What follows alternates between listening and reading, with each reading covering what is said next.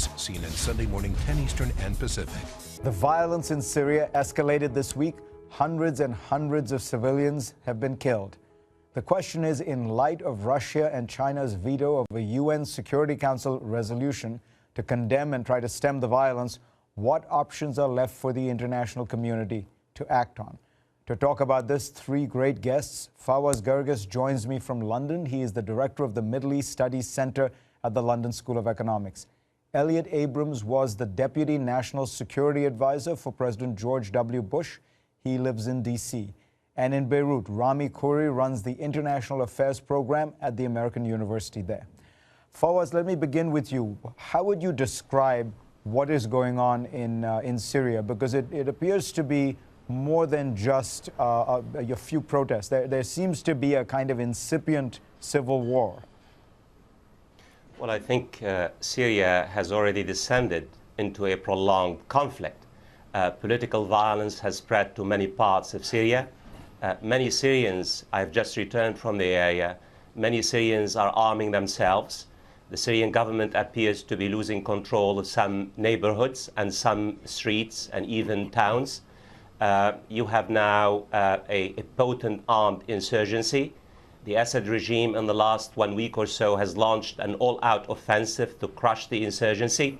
The Security Council has been neutralized as a result of the double veto. The Syrian crisis has been caught in the unfolding Cold War between the Saudi-led alliance and the Iranian coalition. This is a very, very prolonged conflict. Even though I don't see how Assad can survive in the long term, it will take a miracle to rescue his sinking ship. In the short term and the medium term, Assad is not as desperate as some of us, or most of us, would portray him to be. Rami, Fawaz talked about a Saudi-Iranian Cold War where Syria is, in a sense, the battleground. In the region, does it appear to you that way, that you have on the one hand the Syrian regime backed by Iran, really its sole major ally, but then is there a lot of money and arms flowing in from Saudi Arabia? Well, there are three things happening simultaneously. You do have the Saudi and Iranian-led Cold War in the region that's been going on for some years and has played itself out in Lebanon and Palestine and Iraq, sometimes in Somalia and Yemen, and now in Syria. You have the second thing, which is this Arab series of uprisings all across the region where citizens are trying to reclaim their dignity, their sovereignty, and their citizenship and their rights. And the third thing now, which is the most recent, with the veto at the United Nations, you have the Russians, the Chinese, as two world powers that are reclaiming a role in the region as the Americans and the Europeans slowly lower their footprint in the region, and simultaneously the rise of regional powers like Turkey, Iran, Saudi Arabia, and the Arab League now is the latest player, Qatar to a certain extent, and the Egyptians are on their way. So you have three things happening simultaneously, and all of them are converging on Syria.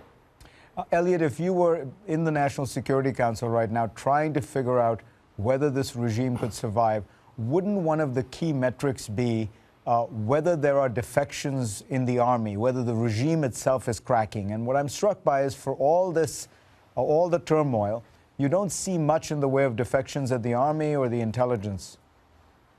Well, I think that's right. I would say that that's because people have not yet become convinced, people in the army, that Assad is definitely going to lose, and going to lose reasonably soon. So I think the message there is that we, on our side of the axis, we with the Turks, we with the Saudis, need to be doing more to help the side that is being killed by the Assad regime and its supporters, Iran, China, Russia. Fawaz, would you agree with that the intelligence and army are not convinced that Assad is going down? That's why they're clinging to him, that it would be possible to pry them away? Fareed, you and I, we talked 6 months ago when I was in Syria. I don't know if you remember.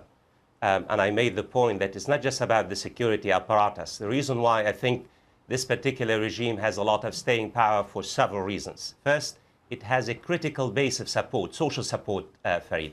Millions of Syrians, sadly to say, not just Alawites. The Christians I talked to, Fareed, they're more fanatical pro-Assad than the Alawites. You have the bourgeoisie class, the merchant class that has benefited from the neoliberal policies of the Assad regime. So critical base of support. You have a security apparatus that has remained solidly behind them. And when I say a solid security base, Fareed, I'm talking about 300,000 troops and soldiers. Assad can mobilize up to 500,000 special forces, and as he has been doing so. And not only that, of course, he has the support of Iran. I mean, what we need to understand, Fareed, is that the Iraq, the Tehran, Baghdad road now has become the lifeline of the Assad regime in terms of money, in terms of arms. So he has the veto, 2 double vetoes in the last 10 months. And that's why I think we need to have some humility, and we have to be blunt with the opposition. Yes, Assad might not survive, will not survive in the long term, but this is going to be a very deeply entrenched, very bloody, very costly, very prolonged conflict indeed.